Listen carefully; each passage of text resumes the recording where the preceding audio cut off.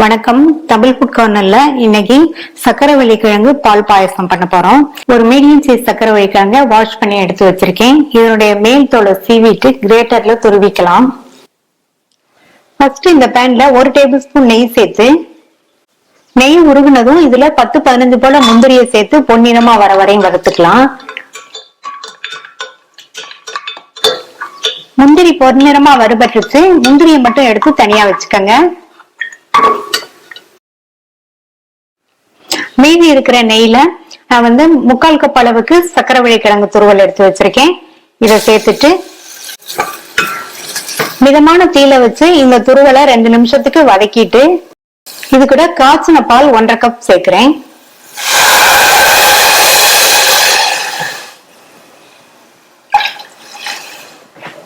பால் சேர்த்துட்டு நல்லா கலந்து விட்டுருங்க. நல்லா கலந்து விட்டாச்சு. ஸ்டவோட தீய கொஞ்சம் கூட்டி வச்சிருங்க. பால் சூடாகி வரட்டும். இந்த மாதிரி பால் சூடானதும் இதுல கொஞ்சமா குங்குமப்பூ சேர்க்கிறேன். குங்குமப்பூ இருந்தா சேர்த்துக்கங்க, இல்லைன்னா குங்குமப்பூ சேர்க்காமையே நல்லா இருக்கும். இப்ப ஸ்டவோட தீய நல்லா குறைச்சு வச்சிருங்க. பால்லயே நம்ம சேர்த்த அந்த கிழங்கு துருவல் வெந்து வரட்டும். ஆல்ரெடி நம்ம துருவி நெய்லயே வறுத்து சேர்த்திருக்கிறதுனால 6-7 நிமிஷத்திலேயே நல்லா வெந்து வந்துடும். பக்கத்திலேயே இந்த மாதிரி கலந்து மட்டும் கொடுங்க. சிம்லயே வச்சு வேக வச்சாதான் பால் வத்தாம நம்மளுடைய துருவல் கரெக்டா வெந்து வரும். வெந்துட்டு இருக்கும் போது சைட்ல விழுகிற ஆடையெல்லாம் எடுத்து இந்த பாலோடையே சேர்த்துருங்க. சிம்லயே வச்சு 7 நிமிஷம் ஆச்சு. நம்ம சேர்த்த துருவல்லாம் நல்லா சாஃப்டா வெந்துருச்சு. இதுல 1/4 கப் சுகர் சேர்க்கிறேன். நம்ம சேர்த்திருக்கிற இந்த கிழங்குலயும் ஸ்வீட்னஸ் இருக்கும், அதனால இதுக்கு 1/4 கப் சுகர் சரியா இருக்கும். சுகர் சேர்த்து நல்லா கலந்து விட்டுருங்க. இது நல்லா கரையட்டும்.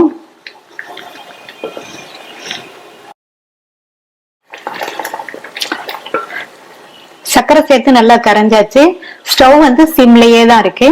இன்னும் ஒரு 2 நிமிஷத்துக்கு எல்லாம் நல்லா ஒண்ணு சேர்ந்து வேகட்டும்.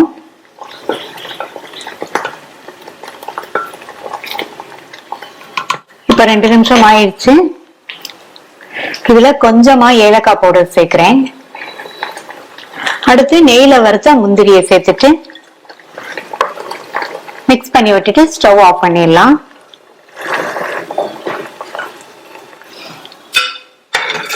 இப்ப நம்மளுடைய பாயாசம் ரெடி ஆயிடுச்சு. இத சூடாவும் குடிக்கலாம், ஃப்ரிட்ஜ்ல வச்சு சில்லுன்னு குடிக்கலாம். நல்ல கிரீமியா டேஸ்டான சக்கரவள்ளி கிழங்கு பால் பாயாசம் ரெடி ஆயிடுச்சு.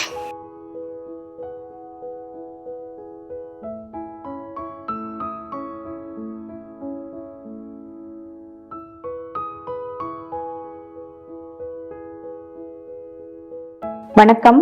தமிழ் ஃபுட் கார்னர்ல ஜவ்வரிசி பால் பாயசம் பண்ண போறோம். இந்த பாயசம் பண்றதுக்கு 50 கிராம் நைலான் ஜவ்வரிசியும் 1/2 கப் காய்ச்சாத பாலும் எடுத்து வச்சிருக்கேன். இந்த பாலோட அளவு 375 ml. எடுத்து வச்ச பாலை இந்த பாத்திரத்துல சேர்க்கிறேன். இப்ப நம்ம 1/2 கப் பால் எடுத்திருக்கோம். இந்த பால் 1 கப் வர அளவுக்கு நல்லா வத்த காய்ச்சிக்கணும். இப்ப ஸ்டவ் ஆன் பண்றேன். இந்த பால் நல்லா பொங்கி வரட்டும். நல்லா தாராளமா பெரிய பாத்திரம் எடுத்துட்டீங்கன்னா பால் பொங்கி வெளியில வராது.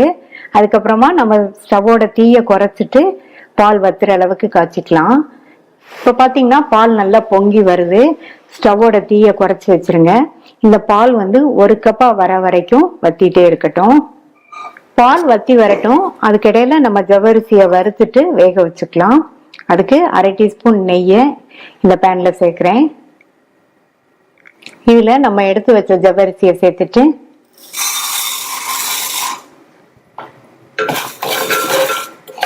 நிதானமான தீயில வச்சு இந்த ஜவ்வரிசி நல்லா பொரியிற அளவுக்கு வறுத்துக்கங்க. ஜவ்வரிசி நல்லா பொரிஞ்சு வரணும். இந்த மாதிரி வறுத்துட்டு நம்ம பாயசம் பண்ணும்போது பாயசத்தோட டேஸ்டும் நல்லா இருக்கும். இந்த ஜவ்வரிசியும் வேகமா வெந்துடும். இப்ப சேர்த்த எல்லா ஜவ்வரிசியுமே நல்லா பொரிஞ்சு வறுபட்டுருச்சு. ஸ்டவோட தீய நல்லா குறைச்சு வச்சிருங்க. இந்த ஜவ்வரிசி முங்குற அளவுக்கு இதுல தண்ணி சேர்த்துக்கலாம்.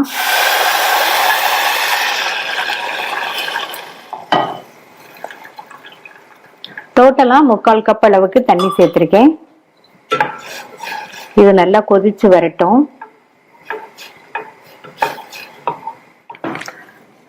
பால் வத்திட்டு இருக்கும்போது பால்ல மேல ஆடை விடும் இல்லையா, அதையெல்லாம் எடுத்து எடுத்து பால்லயே மறுபடியும் சேர்த்துருங்க. இப்ப 4 நிமிஷம் ஆச்சு. ஜவ்வரிசி எல்லாம் நல்லா சாஃப்டா வெந்துருச்சு. இப்ப பால் நல்லா வத்திருச்சு. நம்ம சேர்த்த 1/2 கப் பால் 1 கப் அளவுக்கு வத்திருச்சு. இந்த மாதிரி வத்த காய்ச்சிட்டு நீங்க பாயசம் பண்ணுங்க. டேஸ்ட் ரொம்ப ரொம்ப சூப்பரா இருக்கும். இந்த வெந்த ஜவ்வரிசியோட நம்ம வத்த காய்ச்சின 1 கப் பாலை சேர்க்கிறேன்.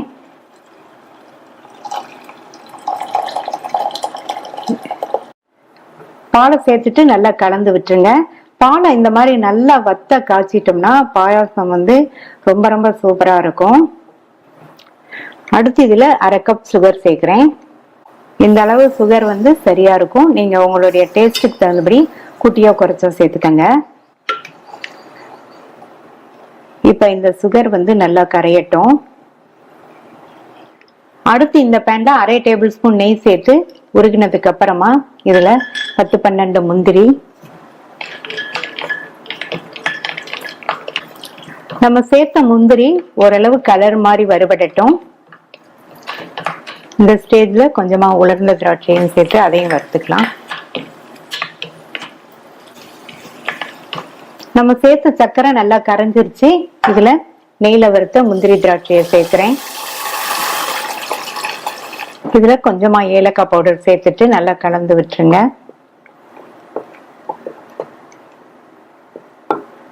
நல்லா கலந்து விட்டாச்சு. ஸ்டவ் ஆஃப் பண்ணிடலாம். அவ்வளவுதான், சுவையான ஜவ்வரிசி பால் பாயாசம் ரெடி ஆயிடுச்சு.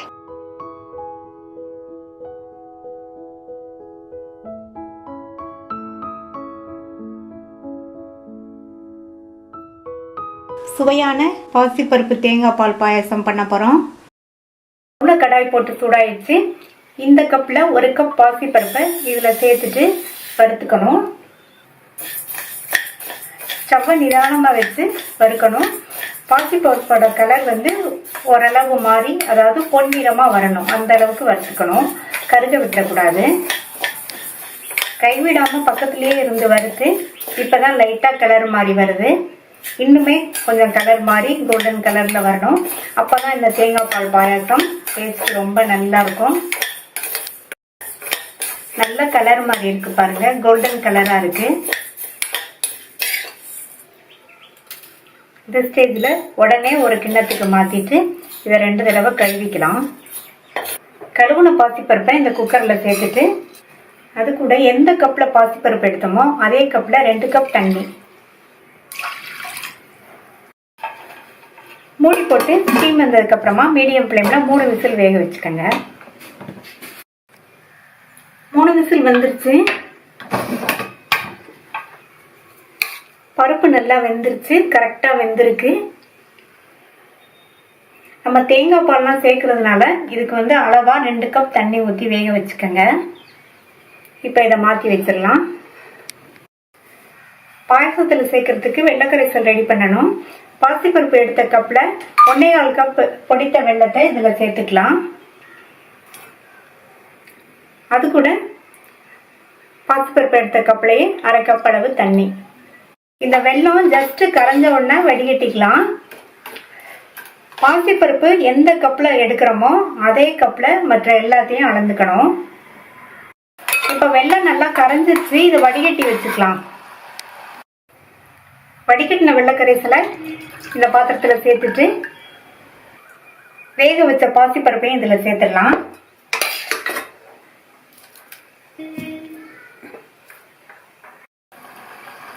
எல்லா பாசிப்பருப்பையும் சேர்த்தாச்சு. ரெண்டையும் நல்லா மிக்ஸ் பண்ணி விட்டுக்கலாம்.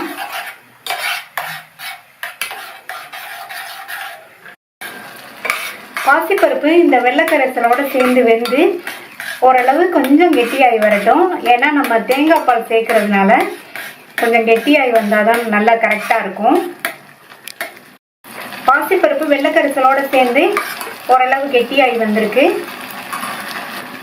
இதுல தேங்காய் பால் சேர்க்கணும். பாசிப்பருப்பு எடுத்த கப்லயே 2 கப் தேங்காய் பால்.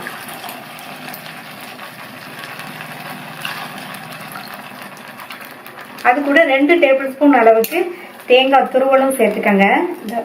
இந்த மாதிரி தேங்காய் துருவலும் சேர்த்தோம்னா பாயசம் குடிக்கும்போது நல்லா டேஸ்டா இருக்கும். சேர்த்துட்டு நல்லா ஒண்ணா இந்த மாதிரி கலந்து விட்டுக்கணும்.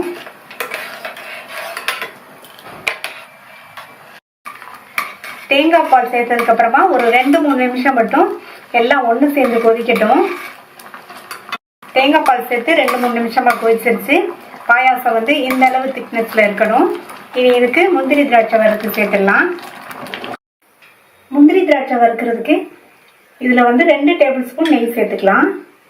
நான் 2 டேபிள் ஸ்பூன் நெய் சேர்த்திருக்கேன். நீங்க கம்மியா வேணாலும் சேர்த்துக்கங்க. இந்த அளவு சேர்த்தோம்னா அந்த முந்திரி திராட்சையோட வறுத்து பாயசத்துல சேர்க்கும் போது அந்த பாயசம் ரொம்ப டேஸ்டா இருக்கும். நெய் சூடானதும் அதுல 10-12 போல முந்திரியும் உலர்ந்த திராட்சையும் சேர்த்து வறுத்துக்கலாம். முந்திரியும் பொன்னிறமா வறுபட்டுருச்சு. உலர்ந்த திராட்சையும் நல்லா உப்பி வந்துருச்சு. இதை இந்த பாயசத்துல சேர்த்துடலாம். இது கூட 1/4 டீஸ்பூன் ஏலக்காய் பவுடர் சேர்த்துட்டு நல்லா கலந்து விட்டுருங்க. இப்போ நம்மளுடைய பாசிப்பருப்பு தேங்காய் பால் பாயாசம் ரெடி ஆயிடுச்சு.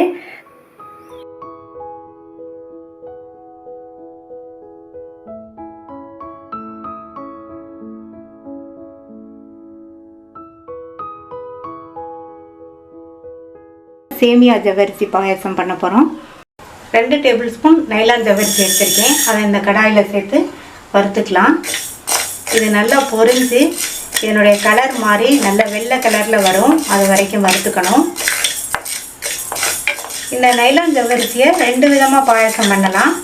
ஒன்று வறுத்தும் பண்ணலாம், ஊற வச்சும் பண்ணலாம். வறுத்து பண்ணுறது வந்து உடனடியாக செஞ்சிடலாம். ஊற வைக்கணும்னா 4 மணி நேரம் ஊற வைக்கணும். அதுக்கு வந்து டைம் ஆகும். ஜவ்வரிசி இப்போ தான் பொரிய ஆரம்பிக்குது. நம்ம ஊற வச்சு பண்ணாலும் இந்த மாதிரி வறுத்து பண்ணாலும் 2 பாயாசமும் டேஸ்ட்டு நல்லாயிருக்கும். ஜவ்வரிசி நல்லா பொரிஞ்சு நல்லா ஒயிட் கலராக வந்துருச்சு. இந்த ஸ்டேஜில் எடுத்து வச்சிடலாம். அதே கடாயிலேயே 1/2 டேபிள் ஸ்பூன் நெய் சேர்த்து சூடாயிடுச்சு.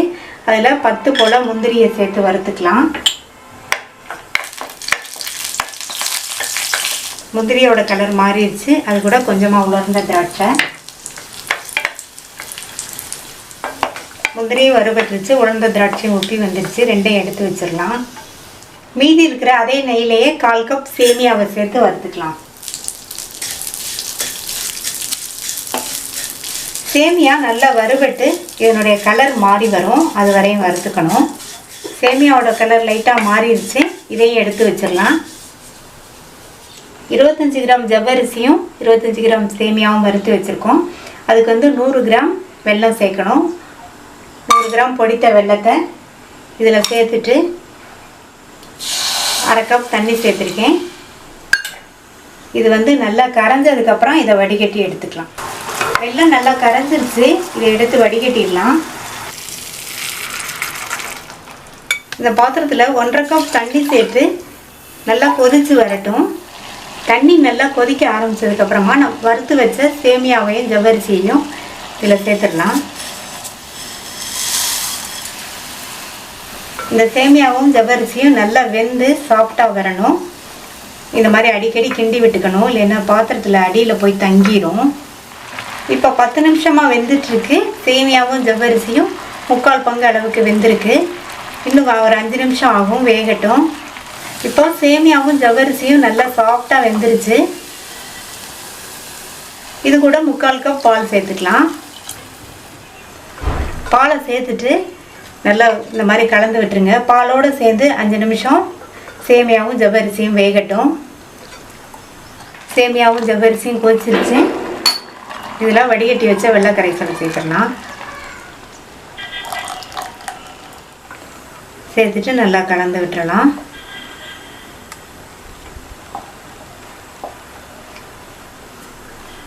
வெள்ளக்கரைசல் சேர்த்ததுக்கப்புறமா ஒரு 2 நிமிஷம் மட்டும் எல்லாம் ஒன்று சேர்ந்து பாயாசம் ரெடி ஆகிட்டு இருக்கட்டும்.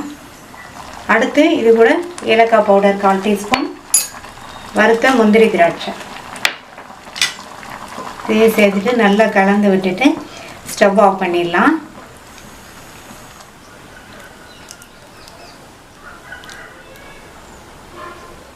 இந்த பாயாசத்தை நீங்களும் ட்ரை பண்ணி பார்த்துட்டு உங்கள் கமெண்ட்ஸை சொல்லுங்கள்.